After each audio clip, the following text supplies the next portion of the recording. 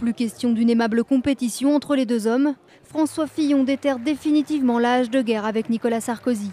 Après le journal du dimanche, l'ex-premier ministre choisit l'hebdomadaire de droite Valeurs Actuelles pour des confidences explosives. C'est un petit coup de Trafalgar. Il a exercé le pouvoir avec Nicolas pendant 5 ans et qu'il n'a jamais critiqué et que maintenant il lui fait faux bon. Aujourd'hui, je crois que je suis mieux placé que Nicolas Sarkozy pour l'emporter en 2017. Quand on perd, on a le devoir d'en analyser les raisons. On est obligé de se remettre en cause. Sinon, c'est un bras d'honneur aux Français. Quand on perd une élection, il est impossible de dire que l'on a fait une bonne campagne. Je demande à tous ceux qui se prétendent des responsables publics de manifester de l'unité plutôt que de semer la division. C'est tout ce que je leur demande. Nous le devons aux Français. Dès qu'ils ont appris la nouvelle, ils se sont donné rendez-vous. Tenue appropriée. Et je l'ai de l'autre côté, regardez, c'est encore mieux. Et sourire aux lèvres. Ah oui, on a le sourire pour une fois.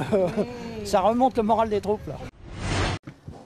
Nicolas Sarkozy ne fait pas partie des 10 personnes renvoyées devant le tribunal correctionnel. Les juges d'instruction lui ont accordé un non-lieu que le parquet ne conteste pas. C'est une nouvelle qui ne m'étonne pas parce que je ne voyais pas comment il pouvait en être autrement. Le chef d'accusation d'abus de faiblesse nous semblait tellement mais grotesque, irréaliste. Nicolas Sarkozy bénéficie donc de la présomption d'innocence. Dans leur ordonnance de 287 pages, les juges affirment qu'il s'est bien rendu 2 fois au domicile de Liliane Bettencourt et non une seule comme il l'a toujours dit. Selon eux, il cherchait alors à obtenir un soutien financier. Il avait, je cite, connaissance de l'état de vulnérabilité particulièrement apparent de la milliardaire.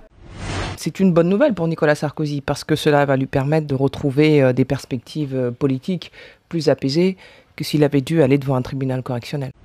Cela peut sembler paradoxal. La cote de Nicolas Sarkozy remonte semaine après semaine. Pourtant, à la question « Vous, personnellement, le regrettez-vous comme président de la République ?» Les Français répondent majoritairement « Non ». C'est quelqu'un qui a la politique dans la peau, qui adore ça, qui vibre à la politique et je pense qu'il aura des choses à dire dans les années qui viennent.